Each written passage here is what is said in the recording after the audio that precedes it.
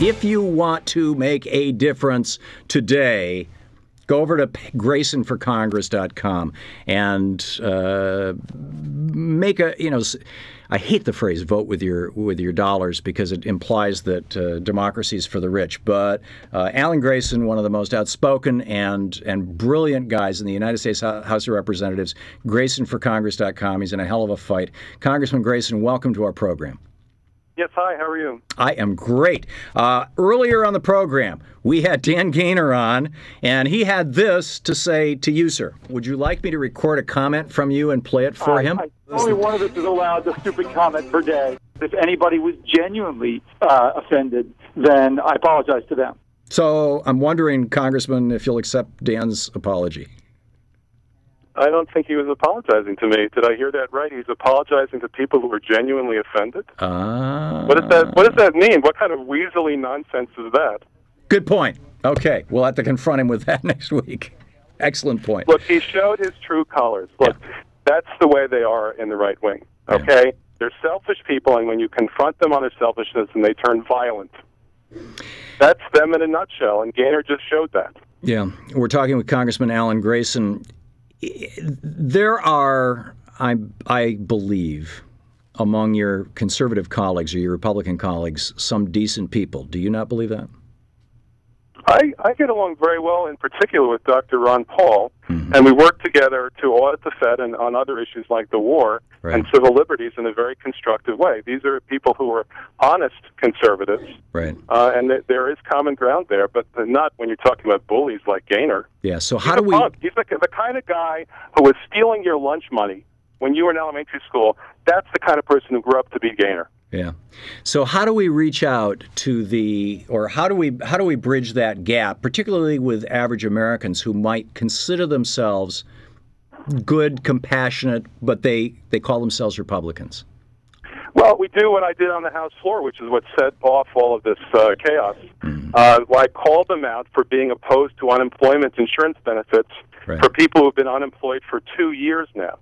Those are the people who are actually the subject of this bill. I said it was cruel. I said that these are people who in some cases are living on cat food. They're living in their cars rather than in their homes. They've lost their homes. And the Republicans can't find the common decency to pay out the money that they paid into in their own paychecks through the FUTA, FUTA deductions that we all see on every paycheck that we've got. We pay into this. It's not welfare. It's insurance. And still the Republicans have to block it. Yeah, absolutely. Congressman Grayson, your thoughts on the financial services reform that we just passed that's coming back to the House today? Well, I'm pleased by certain elements of it. For instance, I'm pleased by the fact that we finally have an organization that's meant to protect the consumer rather than to protect the bank stockholder or to protect only the depositor. So that's a step forward. Yeah. I'm pleased that we've got an organization that we're creating under this bill that will try to be somewhat proactive in anticipating threats to the economic system and the financial system rather than simply suffering through bailout after bailout. I think the big disappointment for me is that this bill does not actually dismember the organizations that came to us and demanded bailouts and held the whole economy hostage and said that they were too big to fail. Right. If you're too big to fail, you're too big to exist. This bill does not solve that problem. No, it doesn't. It absolutely doesn't, and this is a real problem. The legislation for unemployment that was just passed. Originally, it was a stimulus bill. Originally, it had a whole bunch of pieces to it that would have stimulated the economy, and now it's basically just let's extend some unemployment benefits, or not even extend them. Let's just pay the ones up to that point. How do we get President Obama to come out and start pounding his fist on the podium and speaking out about some of the more progressive legislation that this country desperately needs?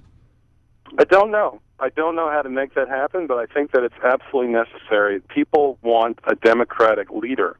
They want somebody who's going to be able to show the world what it's like to have progressives in charge who can actually get things done.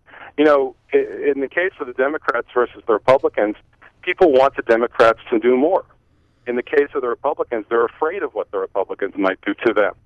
Right. So that's the real choice here. We have to be true to ourselves. We have to show people that a government can be of the people, by the people, and most importantly, for the people. We're talking with Congressman Alan Grayson, GraysonForCongress.com. Check out his website. Congressman, in the minute we have left, you are facing re-election.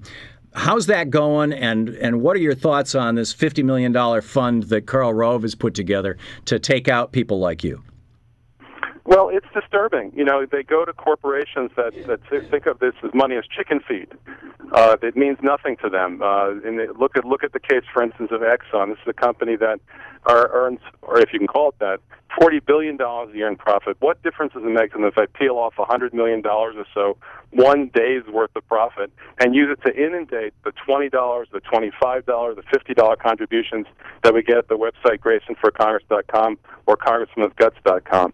It's disturbing to me. That's why I was so much against the Citizens United Supreme Court decision, which said that big, giant multinational corporations can dictate the result of elections all the way down to dog catcher. Right.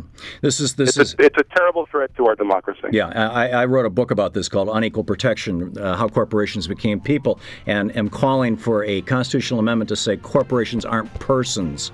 Will you join with that?